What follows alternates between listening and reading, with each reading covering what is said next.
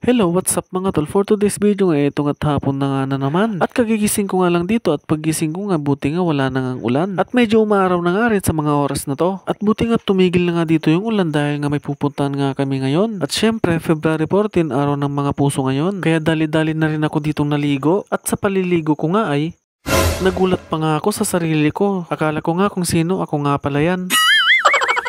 Kaya dali-dali na nga ako dito nagpunas at lumabas na nga ako dito sa banyo at para makapagbihis na nga rin. At ilang saglit nga lang dyan at eto nga't nakapagbihis na nga ako at nakaready na nga tayo sa ating pupuntahan kaya let's go!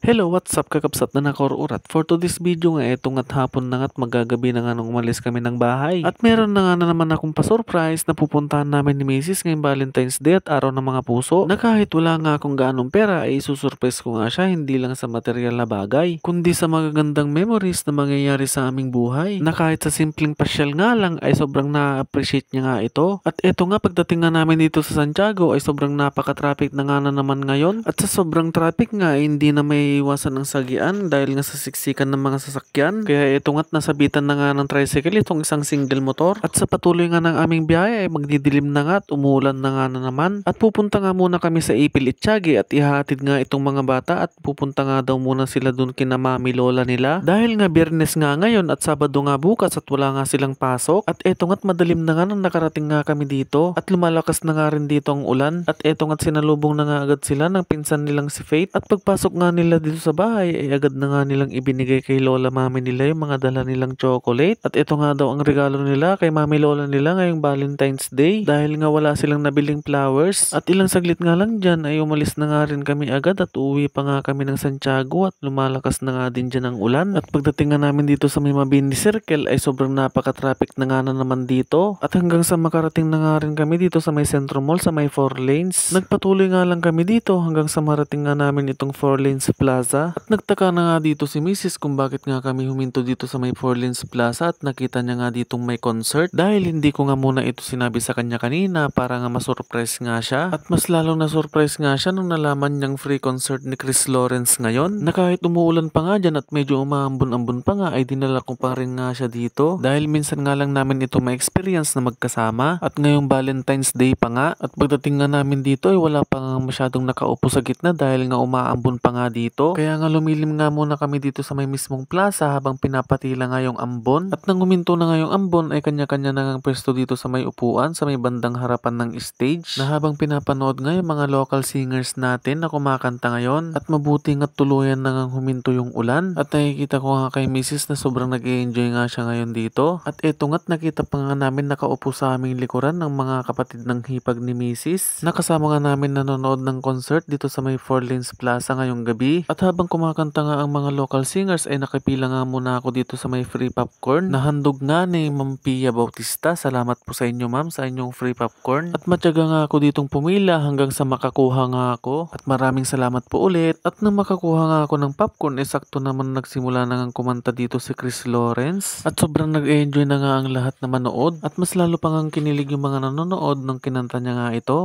Di ko naisip na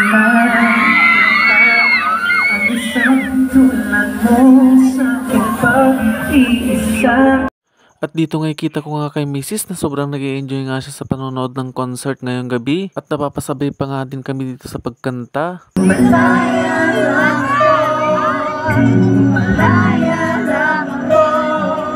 At dito pa nga kinilig yung ibang tao nang umupo na nga siya sa harapan ng stage kaya hindi na rin mapigilan ng iba na lumapit at pati na nga rin kami ay napasama na tumayo na nga rin at lumapit sa kanya at mas lalo pa nga kiligin yung iba nung bumaba na nga siya sa stage at ang swerte pa nga ng iba dahil nga nakapagpapicture pa nga sila at kaming dalawa naman ni Mrs. ay hirap na hirap ditong sumingit at mapapasana all na nga lang kami dito na kahit anong gawin nga namin ni Mrs. ay hindi nga kami makasingit para makapagpapicture at maraming salamat na nga din po pala sa ating buntihing mayor at ni Eliza Sheena Tan D. At sa team Kaisa Ka sa inyo pong handog na free concert ngayong Valentine's Day. At hanggang dito na nga lang at dito ko na nga lang din muna tatapusin ang mga kaganapan for today's video. Happy Valentine's po sa inyong lahat. Salamat po sa inyong panonood.